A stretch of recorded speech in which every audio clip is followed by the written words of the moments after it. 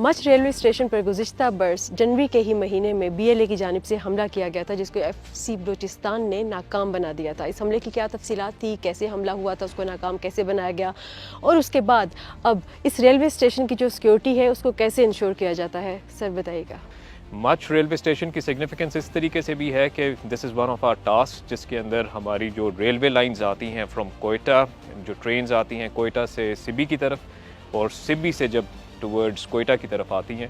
तो मेरे एरिया के अंदर अप्रॉक्सीमेटली इट्स अराउंड 70 किलोमीटर्स का हमारे पास ये ट्रैक है, जिसके अंदर हमारे पास मेजर जो रेलवे स्टेशन वो कोलपुर वाला है और मच वाला है,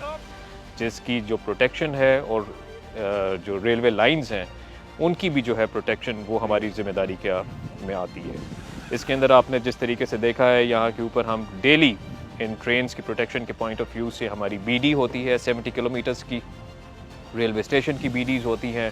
और एक बड़ा कॉम्प्रिहेंसिव मैकेनिज्म है in order to provide a comprehensive and a secure environment, जिसके अंदर ये ट्रेन्स जो है वो अप्लाई करें। यहाँ पे हमारे पास 9 बजे जाफर एक्सप्रेस चलती है कोयटा से पेशावर के लिए। तो जब यहाँ पहुँचती है तो हमें एक रूल के मुताबिक यहाँ पे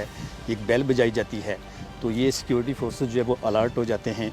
चेक करके फिर हमें बताते हैं कि भाई हमने तमाम सिक्योरिटी चेक कर ली है, पैसेंजर को चेक कर लिया है, सामान चेक कर लिया है, सारी गाड़ी चेक कर ली है, अभी आप गाड़ी चला दें। तो इस गाड़ी के चला देते हैं। उसके बाद फिर बुलान है, वो तकरीबन 2 दिन के बाद कोयटा से कराची के लिए आती है। दो गाड़ियाँ यहाँ से डोन में जाती हैं, 2 अप में आती हैं। जाफर एक्सप्रेस कोयटा से पेशावर के लिए जाती है और बुलान मेल जो होती है वो कोयटा टू कराची जाती है।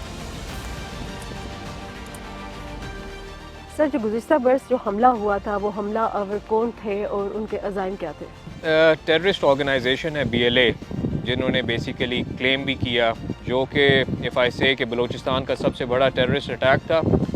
हिस्ट्री का। और साथ ही साथ मैं ये भी कहूँगा कि BLA को जो सबसे बड़ा हिस्टोरिकली रिपल्शन मिली और जो नुकसान उठाना पड़ा वो भी इसी अटैक के अंदर हुआ, जिसके अंदर अप्रॉक्सीमेटली 24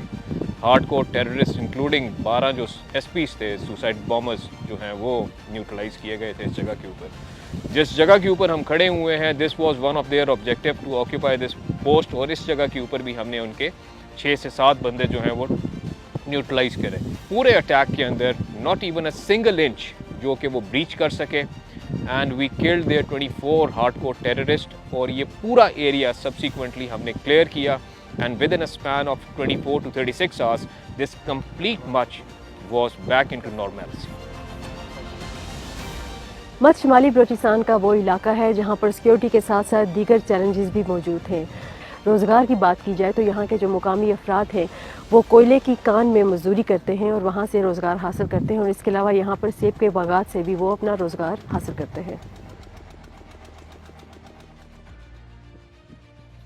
मच में सैकड़ों कोयले की कानें हैं जहाँ पर 2000 से 2200 के दरमियान जो मज़दूर हैं यहाँ पर काम करते हैं। ये मेरे हाथ में जो कोयला है ये इस कान से निकला है। रोज़ाना की बुनियाद में टनों के हिसाब से यहाँ से कोयला निकलता है। ये जो ट्रैक बना हुआ है, यहाँ से एक ट्रॉला जो है उसमें मज़दूर बैठते हैं और यहाँ से स्लाइड करके नीचे जाते हैं इस कान में, और यहाँ पे फिर अपनी वो मज़दूरी करते हैं। हमारे मच में जो है और काम नहीं है, यहाँ पे सिर्फ कारोबार है कोयले का, क्योंकि जितने भी लोग हैं ये कोयले के रोज़गार मतलब करते हैं। इधर कोयले के अलावा कोई और बागात नहीं है, सिर्फ कोयले का काम है। दिन के तकरीबन इधर मजदूर कोई काम करते हैं, सारे जो एरिया है हमारे यहाँ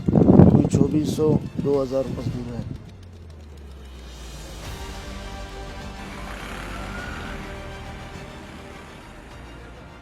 बलूचिस्तान के इलाके मच में जो यहाँ की आबादी है उसके लिए हेल्थ के क्या चैलेंजेस हैं और एजुकेशन के क्या चैलेंजेस हैं और लोकल जो इंतज़ामिया है वो इस हवाले से क्या करी है, वो हम बात करेंगे यहाँ के असिस्टेंट कमिश्नर अरसलान से। हमारा जो यहाँ पे एक तो सिविल हॉस्पिटल है, लेकिन हमने उसके साथ साथ जो है ना वो प्राइवेट पब्लिक पार्टनरशिप और NGOs को साथ इंक्लूड करके हमने एक और तरह की फाउंडेशन NGO है उनके साथ मिल के कोलैबोरेशन में एक और 50 बेड हॉस्पिटल जो है ना वो स्टार्ट किया है, जो बड़े इन द फ्यूचर वो जो है वो चला जाएगा जो हेल्थ डिपार्टमेंट के पास, और वो जो है ना वो केटर करेगा मच और इसके गिरदनवा जितने भी इलाके उनकी नीड्स को। As far as education is concern, उसमें ये होता है कि कुछ स्कूल्स हैं जो कि बंद थे, जो जिसमें ये था कि HR की वहाँ पे भी शॉर्टेज थी, तो वहाँ पे हम इस तरह कोशिश करते हैं कि इलाके का ही, उस गांव का ही एक कोई पढ़ा लिखा कोई नौजवान कोई बच्ची वो लेते हैं, उसे हम हायर करते हैं, इंगेज करते हैं कि वो ही उस स्कूल में वहाँ पे पढ़ाए जब तक हम उसे कोई मुस्तकिल कोई टीचर ना दे सकें। और उस पर भी हमारा अभी होपफुली नेक्स्ट मंथ तक हमारा जो है ना दोनों जो HR प्रॉब्लम्स वो इंशाल्लाह सॉल्व हो जाएंगे।